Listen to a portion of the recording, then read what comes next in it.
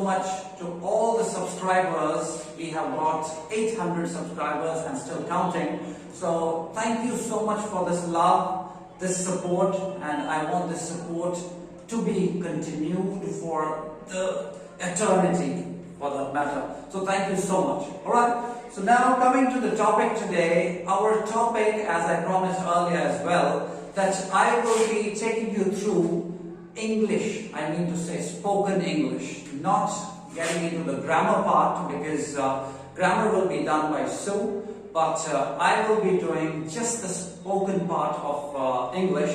And for that, if we talk about India, for that matter, entire India, and especially if it is northern part of India, what happens that people, they know the grammar, they know what to be used, but they are so hesitant that they don't use English when it comes to, English, speaking English or spoken English for that matter. So, what I have noticed that why the people here are hesitant and they don't speak English, one of the biggest reasons is exposure. The things what I have seen already here, the schools here, they concentrate less on English. They concentrate much on the mother tongue. They concentrate much on the language what they are comfortable with. But there are very few schools, or for that matter, even the coaching centers, they don't actually concentrate more on English or spoken English. So what we are going to do, we are going to divide this English, spoken English, into many parts. And then slowly and steadily, we will go through many sessions. This is just the first session. This is just the beginning of spoken English session in Bosch coaching classes. So today, it is just the very beginning of spoken English. If we have to speak English, what are the things that we should keep in mind before speaking English? So I have just made a list of 5 things. There are 5 parts or 5 things or 5 pointers what you have to keep in mind when you want to speak English, or if you are trying to learn English for your future. So the first part, if I just see here, it says, know the things around you. Now what does it mean? It means a very simple thing. From the time we get up in the morning till the time we sleep, we come across many things around us, we see many things around us, and there are many things which we already know how do we pronounce or what do we call it in English. But there are many things which we don't know what exactly that means in English. So what is my first point to you all? That first thing you need to remember is, make sure whatever things you see at home, outside, in your classroom, in the playground, if you're going to a shop, if you're meeting somebody, anywhere, whatever the things you see, you need to make sure, or you can make a note of the things which you don't know what exactly they are called in English. You should make a note of it and just try. You can use dictionary, you can Google things and try and see what exactly the meaning of that particular thing is. Alright, so that's the first point, and it is one of the important points that you need to remember. Right? For example, if I say all of us are using phones, right? Let it be a person who is an educated person or a person who is not an educated person, an elderly person who has not gone to school. He or she will still say the word phone. They will not use the other word of phone, which may be something else in their own language. So what I mean to say is, there are many things which you already are using. There are many alphabets which there are 26 alphabets. There are many words made up of those alphabets. So there are many words which you are using already without knowing exactly English. But there are many words which you don't know exactly how to speak or how to pronounce those things. So just make sure that the first thing is you need to understand and know what exactly that thing is. Let it be the basket, let it be the things around you, in the kitchen, in your cupboard, in your house, in your garden, anywhere for that matter, right? So that completes our first thing, and I'll just request all of you to make sure that you practice this, okay? So now the second part comes, know the relation around you.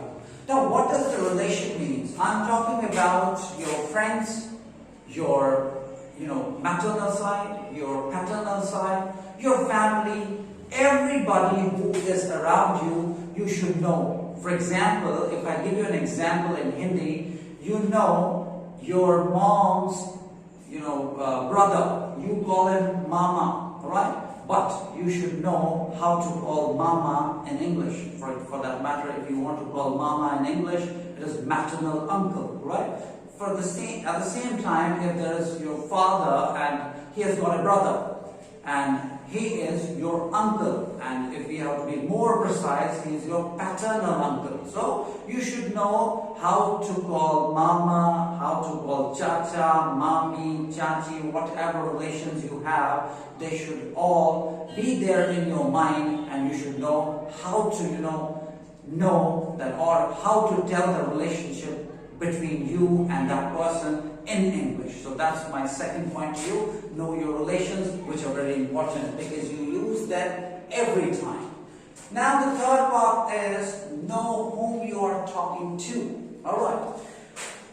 There are many people who don't know how to speak English, and if you impose English on them, they will not be able to understand it. So what you have to do, you need to understand that if you want to practice English, obviously you should have a person. It can be your father, your mother, your brother, your friends, your sister, anybody who can understand what you are telling them, or who can understand what exactly you are up to. So you have to understand that whom you are talking to means you should know. If you want to practice English, it should be with someone who knows English. I'm not saying he should be a very good English speaker. He should know English. That is one point. Right? So now, another point comes is know how to pronounce the words in English. Right? This is one of the biggest things which people face all across.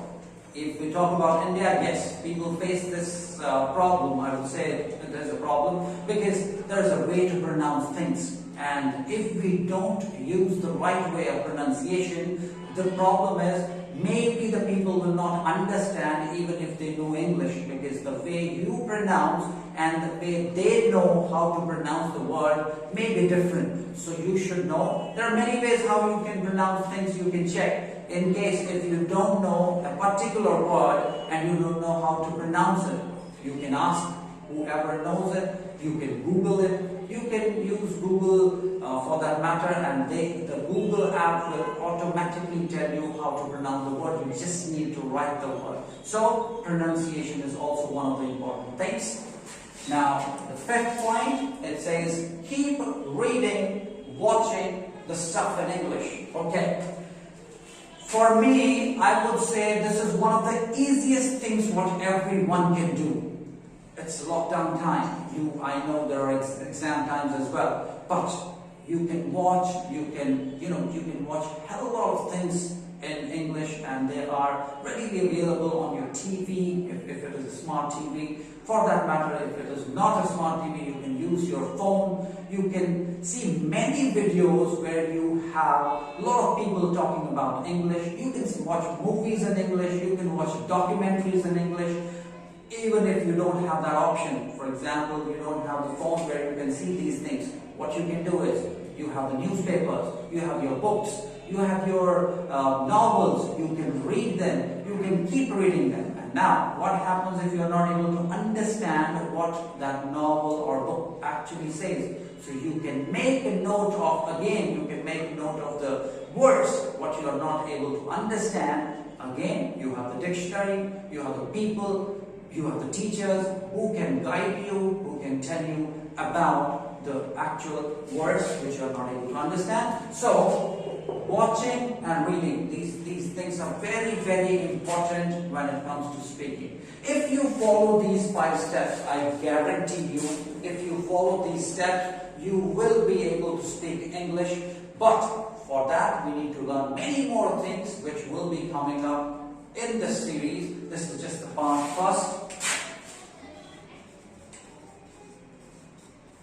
So I will be continuing this series. This session will just keep going on, and I will make sure that you will be able to, speak English. You will be able to understand English one day, I promise you. So that's about it. That was all about today's session. So again, I thank you from the bottom of my heart that we have crossed 800 subscribers. This is just the beginning. We have a long way to go. I'm here to help you guys.